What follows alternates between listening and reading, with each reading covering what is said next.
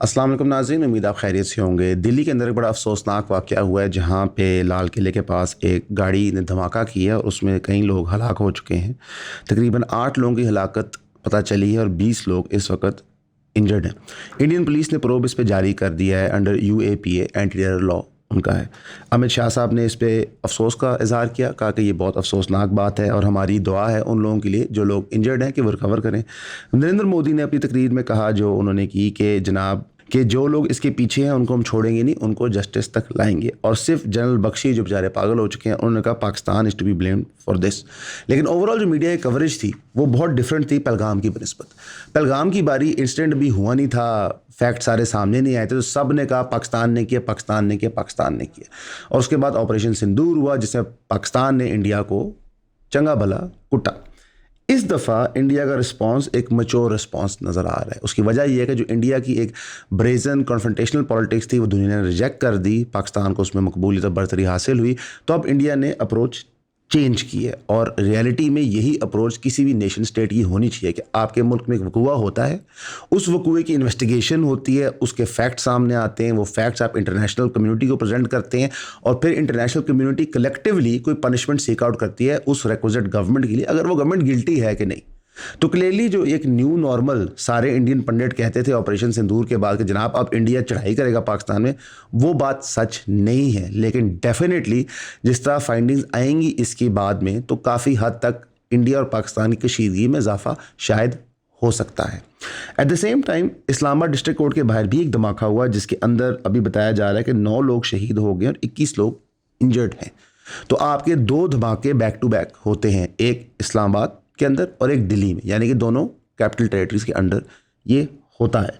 अब इसकी क्या सिग्नलिंग है हम इस वक्त उसकी डिटेल में नहीं जाएंगे क्योंकि अभी ये चीज़ें प्री मैच्योर हैं और यही रिस्पांस होना चाहिए था पहलगाम के बाद। और पहलगाम की वजह से जितने लोग पाकिस्तान की साइड पे शहीद हुए और इंडिया की साइड पे कत्ल हुए, इसका अफसोस हम सबको है। तो लिहाजा ये एक मैच्योर रिस्पांस आया है इंडिया की तरफ से, तो इसको मेरे ख्याल है दाद देनी चाहिए। अब कल को इंडियंस अपना असली रंग दिखा दें, चवले मारना शुरू कर दें, इसका कोई इख्तियार मेरे और आपके पास नहीं है। लेकिन फिल वक्त तक आज जब ये वीडियो हम 2:15 बजे रिकॉर्ड कर रहे हैं 11 नवंबर को, तो मामलात नॉर्मल ही लग रहे हैं, जिस तरह एक नेशन स्टेट रिएक्ट करता है।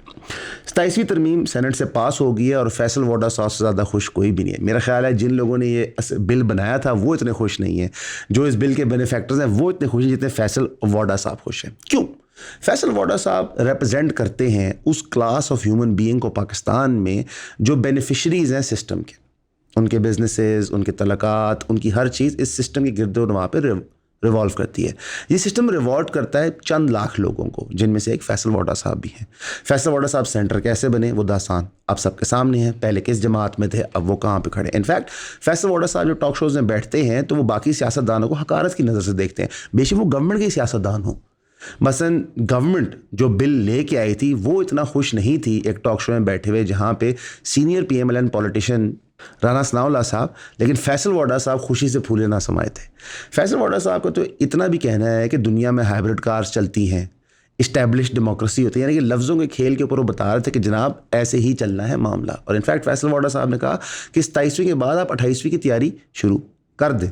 इससे मेरा ख्याल है आपको आइडिया हो जाना चाहिए कि पाकिस्तान में कितनी कोई जमहूरियत रह गई है कि फैसल वोडा साहब डिक्टेट कर रहे हैं कि गवर्नमेंट क्या करेगी। दरहकीकत फैसल वोडा साहब नहीं है, फैसल वोडा साहब की जो पीछे ताकतें वो डिक्टेट कर रही हैं। तो मेरा ख्याल है आज के बाद PMLN को सियासी जमात नहीं कहना चाहिए, उनमें और ब्यूरोक्रेट्स में कोई फ़र्क नहीं रह गया। अगर शहबाज शरीफ और चीफ सेक्रेटरी की बात करें तो उनमें कोई डिफरेंस नहीं है। चीफ सेक्रेटरी का काम होता है पॉलिटिशियंस की हुक्म की अतात करना और शहबाज शरीफ साहब का काम है मालकों की हुक्म की अतात करना। तो मेरा ख्याल है कि अब पाकिस्तान में सियासी पार्टियां ख़त्म कर देनी चाहिए, क्योंकि ये पैसों का ज़ाया है ना। हम बिला वजह शहर को गंदा करते हैं, ये गंदे गंदे बैनर लगा के, स्ट्रीमर लगा के इलेक्शन के टाइम पे, तो पॉइंट ब्लैंक हम टेक्नोक्रेट से गवर्नमेंट बना ले। और इनफैक्ट ये वो वेट ड्रीम है जो डीप स्टेट की काफ़ी देर से थी कि एक टेक्नोक्रेट से गवर्नमेंट हो जो मुल्क चलाए, यानी कि बेसिकली एक रूलिंग एलीट जुंटा हो, लेट्स से एक काउंसिल ऑफ वाइज पीपल है और उसके नीचे सिर्फ और सिर्फ ब्यूरोक्रेट्स उनके हुक्म की अतात करें। इतनी डिक्टेटरशिप तो डिक्टेटर भी नहीं करता। मुशर्रफ डिक्टेटर था, उसने सियासी जमातें खड़ी की, एक प्राइम मिनिस्टर लगाया, प्रेसिडेंट लगाया, प्राइम मिनिस्टर चेंज होते रहे क्योंकि हुक्म की अतात नहीं करते थे, वह इतनी रेजिस्टेंस थी। लेकिन करंट सिस्टम में कोई रेजिस्टेंस नहीं है। रेजिस्टेंस की मिसाल, JUIF ने अपने सेनेटर अहमद खान को 27वीं तरमीम को सपोर्ट करने के बाद एक्सपेल कर दिया, यानी कि JUIF ने फ़ायदे भी ले लिए, सेंटर भी फारग कर दिया ताकि अपनी कंस्टिट्यूंसी को बता सके हम बड़े प्रो जमहूरियत हैं। PTI के सेनेटर सैफुल्ला आबरो साहब ने रिज़ाइन कर दिया 27वीं तरमीम के फेवर में वोट करने के बाद। हजूरा पहले कर देते। मसलन आपने जमहूरियत की कमर में खंजर मार के ये किया है तो ये क्या फ़ायदा है। लेकिन ये सब फेस सेविंग के लिए हो रहा होता है। 2-3-4 हफ्ते पहले पूरा ड्रामा रचाया गया, तो हमने आपको तब भी कहा था ये ड्रामा कि PPP और PMLN लड़ पड़ी है। कोई लड़ नहीं पड़ी, बिल्कुल सुकून.com है। रियासती अदारे और ये जो जजेस कह रहा हूँ, सियासतदान हैं, ये फुल इंजॉय कर रहे हैं इस वक्त। मसलन कि ये इस बेहुदा लेवल तक चीज़ आ गई है कि अब तो डिफेंस भी प्रेजेंट नहीं की जाती कि हम ये क्यों कर रहे हैं। सिर्फ कहा जाता है कि जमहूरियत कंप्लीट हो गई है। ये किसने कहा? बिलावल भुट्टो साहब ने। बिलावल भुट्टो साहब फरमाते हैं कि 27वीं तरमीम के बाद जमहूरियत इज़ कंप्लीट, एज इफ जमहूरियत कोई गेम है, कोई एंड पे बॉस लेवल था जिसको हमने डिफीट कर दिया। और ये बड़ी अजीब सी स्टूपिड गेम है कि पाकिस्तान में जमहूरियत इस्टेब्लिश करनी है, नाना उसके लिए कुर्बान हो जाता है, वालदा उसके लिए कुर्बान हो जाती हैं, और बच्चा क्या कहता है जमहूरियत ख़त्म करने पे कि जमहूरियत कंप्लीट। आइंदा के बाद अगर पिपलियों ने या नून लीग के सपोर्टर्स ने आपको कहा कि हमने जमहूरियत के लिए सैक्रिफाइस किए हैं, सर कुछ खुदा खौफ करें। मैं तो एमल वली खान साहब को हैरान होता हूँ देख के। एमल वली खान साहब का टोटल क्लेम टू फेम है कि उनके बड़े जो थे वो दलेर थे। वो दलेर नहीं है, उनके बड़े दलेर थे। एमल वली खान साहब की टोटल सियासत इस वक्त डीप स्टेट के ऊपर खड़ी हुई है। डीप स्टेट हाथ उठाएगी, आपको पता चल जाएगा एमल वली खान की क्या वर्थ है। एमल वली खान को डीप स्टेट की पुष्टपनाई से पहले कोई टॉक शो में नहीं बुलाता था, लेकिन अब वो आपको हर प्राइम टाइम पे नजर आते हैं। जिस तरह आपको शेर अफजल मरवत नजर आते हैं, जिनका आपको 2024 से पहले पता ही था कौन है। तो स्टेट कंटिन्यूसली डेमोक्रेसी को गालियां देते हुए, चपेड़े मारते हुए दफना देता है हमारे सामने, और हम क्या करते हैं? कुछ भी नहीं। इनफैक्ट जो जमहूरियत के चैंपियन खड़े हुए थे PTI, वो क्या कर रहे हैं? कुछ भी नहीं। आप लोगों की सपोर्ट की वजह से आज हम यहाँ पे हैं। आप लोगों की सपोर्ट की वजह से हम ये कंटेंट बनाते रहते हैं। आप लोगों की सपोर्ट हमें चाहे इनबॉक्स DM की मद में है, चाहे वो कमेंट की मद में है, या स्पेशली 3000 रुपये की सब्सक्रिप्शन की मद में है, हमारे काम को बहुत आगे लेके जाती है। हमें किसी प्लेटफॉर्म की तरफ से कोई सपोर्ट नहीं है। आपके सामने हमारा चैनल डिमोनेटाइज हुआ है, 1 दफ़ा नहीं 2 दफ़ा। उसकी वजूहत भी हमने आपको बताई हैं। डिमोनेटाइजेशन या फिर किसी की आवाज़ बंद कर देना बहुत गलत है, चाहे वो किसी भी इशू पे बात कर रहा हो। फ्रीडम ऑफ स्पीच के साथ खड़े हुए और हमें 3000 रुपये की सब्सक्रिप्शन प्रोवाइड करें। हमने ऑलरेडी ज़्यादा कंटेंट प्रोड्यूस करना शुरू कर दिया अपने पेड सब्सक्राइबर्स के लिए, और हमारी इवेंचुअली कोशिश होगी कि जो हमारा आधा कंटेंट है वो पेड सब्सक्राइबर्स के लिए ही हो। तो ईऑन फैमिली का पार्ट बने, 3000 रुपये दें, सब्सक्राइब करें। ना वो नेशनल असेंबली में कुछ शोर मचा पा रहे हैं, ना सेनेट में कुछ कर पा रहे हैं। इनफैक्ट जो सूबा भी उनके पास है, वहाँ पे भी उनका कॉन्फ्लिक्ट ही चल रहा है इंटरनली। नहीं समझ आ रही पोजीशन क्या है। जहाँ तक पंजाब का तल्लक है तो PTI एग्जिस्ट करते या नहीं करती किसी को नहीं पता। पंजाब जहाँ पे PTI को अपेरेंटली सबसे ज़्यादा वोट पड़े हैं बकौल PTI के, और फॉर्म 45 के मुताबिक भी वहाँ पे वो लोगों को गैल्वनाइज नहीं कर पा रहे। यानी कि लोग शायद पंजाब में PTI के पीछे खड़े होने के सैक्रिफाइस देने को नहीं तैयार। और हाँ, 2 साल में बहुत जुल्म और बबरियत हुई है। इनफैक्ट अभी कुछ अरसा पहले एक बहुत बड़ा वकूआ हुआ था मुरीद के में। अब ऐसे तस्वर आ रहा है कि वकूआ हो ही नहीं था, कोई लोग वहाँ पे शहीद हुए ही नहीं है। और ये रियलिटी है हमारे निज़ाम की। सेंटर अली ज़फ़र साहब फरमाते हैं कि 27वीं तरमीम के बाद सुप्रीम कोर्ट अब एक डिस्ट्रिक्ट और सेशन कोर्ट के जज की हैसियत बन गई है, यानी कि बेमैनी है टोटली। मेरा ख्याल है उन पे फ़ौरन तौहीन अदालत का मुकदमा करना चाहिए। सुप्रीम कोर्ट को उनको बुलाना चाहिए अपने पास कि आपने कोर्ट की तौहीन की है, और सेंटर अली ज़फ़र साहब को कड़ी से कड़ी सज़ा देनी चाहिए, क्योंकि नाकदीन सिस्टम के बहुत थोड़े रह गए हैं। बहुत बड़े बड़े दानिश्वर जो आपको बताते थे कि इमरान खान ने जमहूरियत का गला घोंट दिया है, इमरान खान ने जमहूरियत तबाह कर दी है, अभी वो चुप बैठे हुए। क्यों? बुग़्ज़े इमरान खान था, मोहब्बत जमहूरियत नहीं था। यहाँ पे बैठ के हम बुज़दार की पॉलिसीज़ पे, इमरान खान की पॉलिसी पे तनकीद करते हैं, क्योंकि हम बुग़्ज़ जमहूरियत के साथ नहीं रखते, पॉलिसी के साथ रखते हैं। ये पॉलिसी ठीक नहीं थी। जमहूरियत के बग़ैर पाकिस्तान की तरक्की नामुमकिन है। मैं आपको ये वसूख से कहता हूँ। जो आपको अयूब खान की तरक्की, ज़िया की तरक्की, मुशर्रफ की तरक्की को पॉइंट टू करते हैं, वो एक फंडामेंटल झूठ आपसे छुपाते हैं कि उस वक़्त रियासती ताकतें जो दुनिया की थी उनके इंटरेस्ट में था कि आपके मुल्क में डिक्टेटरशिप हो। वो आपको फंड करते थे, उसके बाद जो इकोनॉमिक फॉलोआउट्स होते थे वो तबाह कौन होते थे। मुल्क जब जमहूरियत की डगर पे चलता था कोई उसको डिरेल कर देता था।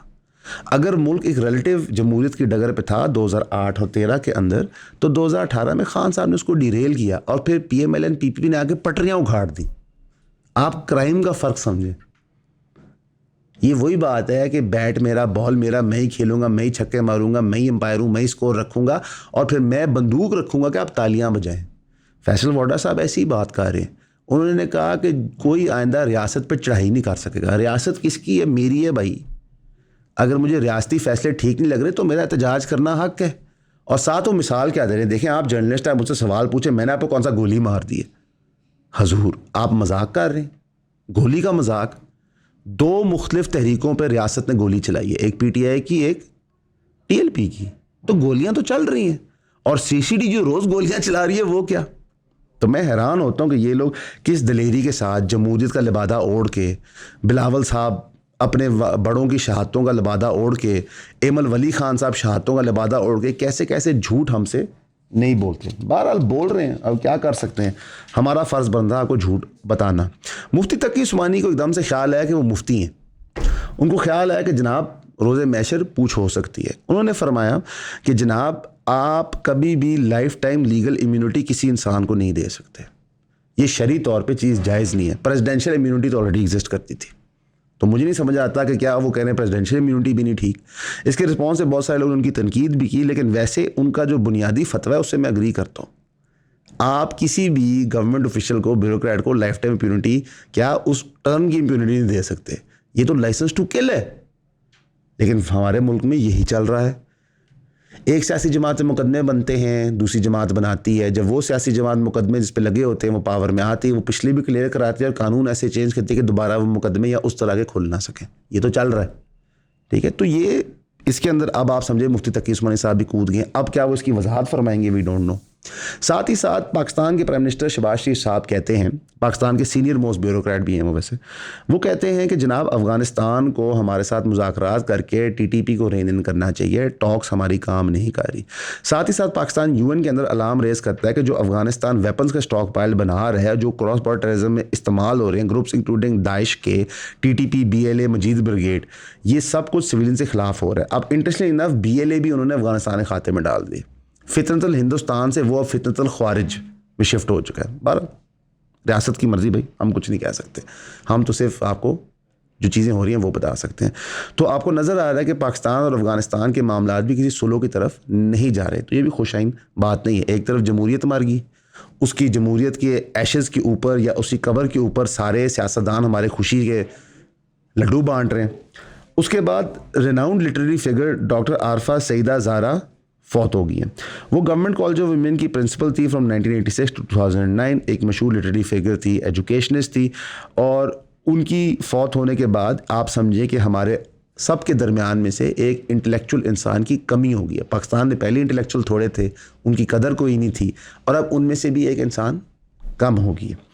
साथ ही साथ PMLN के जो पुराने सेनेटर थे इरफान सिद्दीकी साहब, वो भी फौत हो गए। अल्लाह इन दोनों के लिए मग़फ़िरत फरमाए, इनको जन्नतुल फ़िरदौस में आला मकाम रहे।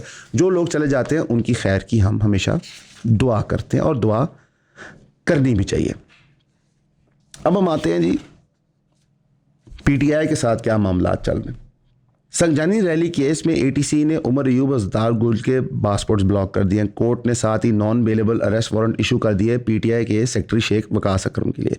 AT से जज ताहिर अब्बास सिपरा ने यह केस सुना था। उन्होंने नोटिस इशू किए थे ओवर मीटिंग में इमरान खान के खान साहब से उनकी मुलाकात हुई थी, उसके ऊपर क्या गुफ्तगू हुई, उसके मुताबिक क्या स्टेटमेंट्स आई। साथ ही साथ उन्होंने केस एडजर्न कर दिया December 3 के लिए। ये केस लिंक्ड है to a power show held in सितंबर 2024 जिसमें खान साहब की रिहाई का मुतालबा था। उसी कोर्ट ने पिछले महीने अरेस्ट वारंट इशू किए थे उमर अयूब साहब का, जरताज गुल साहिबा का और शेख अकरम का over failure to appear before court even once. साथ ही साथ क्या कहते हैं इस्लामाबाद हाई कोर्ट ने इशू कर दिए notices Home Secretary Adiala Jail Superintendent and other parties during a contempt of court plea filed by PTI Salman Khan Raja over the failure of authorities to facilitate a meeting with Khan। यानी खान साहब से नामुलाकात कराने पे contempt of court लग गया है। इसी के साथ साथ KPK के जो CM सुहेल अफरीदी साहब थे उनके ऊपर भी पीका का मुकदमा दर्ज हो गया जो उन्होंने रियासती इदारों के खिलाफ किया था। FIR लॉन्च की गई against chief minister for media remarks, case registered Islamabad cyber crime reporting centre. अब ये सब कुछ ना बहुत एक माइन्यूट लेवल पे स्टूपिड लगना शुरू हो गया हमें। एक तरफ से अदालत जो है वो खुद ही कानून का गला घोंटती है, दूसरी तरफ से अदालत एक सपोजिड रिलीफ दे देती है, फिर तीसरी तरफ से एक डिपार्टमेंट नया मुकदमा शुरू कर देता है। यानी कि रियासत रुकने का नाम ही नहीं ले रही। यानी कि PTI की कोई गुंजाइश करंट सिस्टम में नहीं नज़र आती। KPK के CM सुहेल अफरीदी साहब ने ये भी स्टेटमेंट दे दी, ये तो सीधी सीधी बदमाशी है। अगर फ़र्ज़ करें कि आइन मुझे इस बात की इजाज़त देता है कि मैं पुरअमन एहतजाज करूं और इस आइन के इस आर्टिकल को बंदा नहीं मान रहा, कानून नहीं मान रहा, आइन नहीं मान रहा और वो बदमाशी कर रहा है, तो ये बदमाशी का इलाज तो फिर हम क्या कह सकते हैं। लेकिन हम एहतजाज करेंगे और अगर किसी ने आइन और कानून से अपने आप को मुबर्रा समझा है और बदमाश समझता है तो फिर वो अपनी बदमाशी दिखाए। आप अंडरस्टैंड करें हो क्या रहा है। कानून चेंज करो, कानून को टाइट करो, कॉन्स्टिट्यूशन को टाइट करो, पावर जो है कुछ कॉरिडोर्स के अंदर दे दो, एहतजाज ख़त्म कर दो, जमहूरी प्रोसेस ख़त्म कर दो। अब लोगों के पास ऑप्शन कुछ नहीं रहती सिवाय कि वो रेजिस्ट करें स्टेट को। एहतजाज और सिविल डिसोबीडियंस में एक फ़र्क होता है, प्रोटेस्टिंग और सिविल डिसोबीडियंस में फ़र्क है। आहिस्ता आहिस्ता ये लोगों को सिविल डिसोबीडियंस तरफ धकेल रहे हैं। क्यों? इसको समझें। वो चाहते हैं कि ये सबको दहशतगर्द लेबल करते हैं कि ये दहशतगर्द है, रियासत के खिलाफ इसने एहतजाज किया, ये दहशतगर्दी कर रहा है। क्योंकि जब आप दहशतगर्द डिक्लेयर कर देते हैं तो फिर उन लोगों का जो कत्ल है वो हज़म करना आसान हो जाता है। फिर जब आप न्यूज़ रिपोर्टिंग करवाते हैं उसके ऊपर कि इतने हमने ख्वारिज मार दी, इतने हमने फितरत हिंदुस्तान मार दी, वो आसान हो जाता है हज़म करना। यही वो सियासी जमातों के साथ कर रहे हैं। और मैं आपको यकीन दिलाता हूँ कि हर अरूज को ज़वाल होता है। हमारे सियासतदान अपनी बेवकूफ़ी में, चाहे वो 2018 से 22 का PTI दौर हो, चाहे वो 8 से 13 का दौर हो, 13 से 18 का दौर हो, चाहे वो PMLQ का वजूद हो मुशर्रफ दौर के अंदर, चाहे वो आज की PDM हो, ये अंडरस्टैंड नहीं करते कि आप सिर्फ़ और सिर्फ ताकत एक मखसूस हल्के को दे रहे हैं ताकि आपकी गद्दी, आपकी दौलत बची रहे। मर कौन रही है? अवाम। मैं तो अब इस तरह के भी बयानात सुनना शुरू कर दिए और मैं हैरान कौन हूँ। खलील रहमान कमर साहब ने इंटरव्यू दिया। खलील रहमान कमर साहब है ना राइटर, उन्होंने मंसूर अली खान साहब को इंटरव्यू दिया। उन्होंने कहा कि जी सिर्फ BA पास को वोट देना चाहिए। इससे ज़्यादा जाहिल स्टेटमेंट मैंने ज़िंदगी में नहीं सुनी। ये वही क्लासिस्ट बातें हैं कि जनाब एक सिर्फ मखसूस तबका वोट कर सकता है। मैं दावे से कह सकता हूं कि एक पिंड में रहता हुआ BA पास हुए बगैर बच्चा ज़्यादा अवेयर होता है कि उसने UC में किसको वोट करना है, MPA किसको बनाना है, उसकी लाइफ मैटर करती है। शहरों में रहते हुए BA पास बच्चों को फ़र्क ही नहीं पड़ता उनके MPA MNA कौन है। लेकिन उन्होंने ये बात कर दी। अब सियासतदान भी ये बात कर रहे हैं कि जी 80% मुल्क के तो मसाइल ही नहीं है, कॉन्स्टिट्यूशनल अमेंडमेंट क्या होती है। कमाल सर, मैं कहता हूँ इतनी बेवकूफ़ाना जाहिल बात आपने कैसे कर दी। कॉन्स्टिट्यूशनल अमेंडमेंट हमारी ज़िंदगी हर फैसेट को अफेक्ट करती है।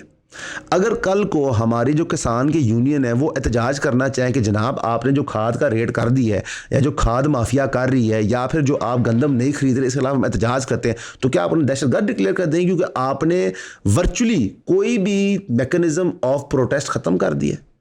दिस कॉन्स्टिट्यूशनल अमेंडमेंट अफेक्ट्स पूरे 25 करोड़ अवाम, चाहे वो गिलगित बल्तिस्तान में रहते हों, चाहे वो सिंध में रहते हों, चाहे पंजाब में रहते हों, चाहे KP में रहते हों, चाहे बलूचिस्तान में रहते हों, चाहे आज़ाद कश्मीर में रहते हों।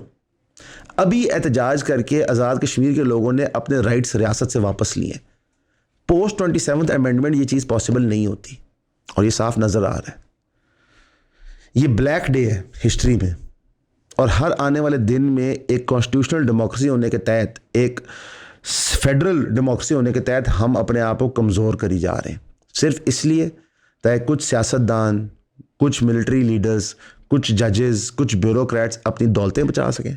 2 महीने हो गए हैं ज़्यादा कि IMF ने शर्त रखी हुई कि ब्यूरोक्रेट्स एसेट डिक्लेयर करें, अभी तक उन्होंने एसेट्स नहीं डिक्लेयर किए। क्यों? ये जो दौलतें कमाई हुई हैं इसको छुपा के ये बैठे हुए हैं, नहीं डिक्लेयर करना चाहते। IMF ने डंडा दिया हुआ कि आप डिक्लेयर करें। गवर्नमेंट फुल नेगोशिएशन की कोशिश करेगी कि जनाब किसी तरह ये अवॉइड हो जाए। देखते हैं वो अवॉइड होता है कि नहीं, क्योंकि इंटरनेशनल कम्युनिटी का पाकिस्तान की डेमोक्रेसी ख़त्म होने का रिस्पॉन्स है 0, कोई परवाह नहीं है। यानी कि जो उनका भी एक लबादा था कि हम दुनिया में ह्यूमन राइट्स ये चीज़ें लाना चाहते हैं, वो सब एक नॉनसेंस था। अब आपको बच्चों वाजे हो जाना चाहिए कि वेस्टर्न लिबरल डेमोक्रेसी एक टूल था ऑपरेशन का, जिसके तहत आपके रिसोर्सेज यूसर्व करने थे, आपकी लोकल कंट्रीज तबाह करनी थी और आपके जियो स्ट्रेटेजिक इंटरेस्ट को डिस्ट्रॉय करना था कंप्लीटली। अब वो लिबादा भी ख़त्म हो गया है। हालांकि वो लिबादा बहुत पहले ख़त्म हो गया था, जब उन्होंने सऊदी अरेबिया की बादशाहत मानी हुई थी, कतर की मानी हुई थी, यूएई की मानी हुई थी, कुवैत की मानी हुई थी, ओमान की मानी हुई थी, बहरीन की मानी थी, सदाम माना हुआ था उन्होंने। उनको शाह अजीज़ था, पर ख़ोमेनी अजीज़ हो गया। उन्होंने कभी लिबादा नहीं कि चलो एक पाकिस्तान में बेवकूफ़ाना सोच थी कि जी अमेरिका यहाँ जमहूरियत लाएगा, नॉनसेंस था सब। तो हम बहुत डार्क टाइम्स में रहते हैं, और फ्रीडम्स जितनी आपकी ख़त्म हो रही हैं, आहिस्ता आहिस्ता का बोलने का राइट भी चला जाएगा। हमारे लिए भी दुआ कीजिएगा, हम आपके लिए भी करेंगे। हमेशा की तरह आपका सुनने का शुक्रिया।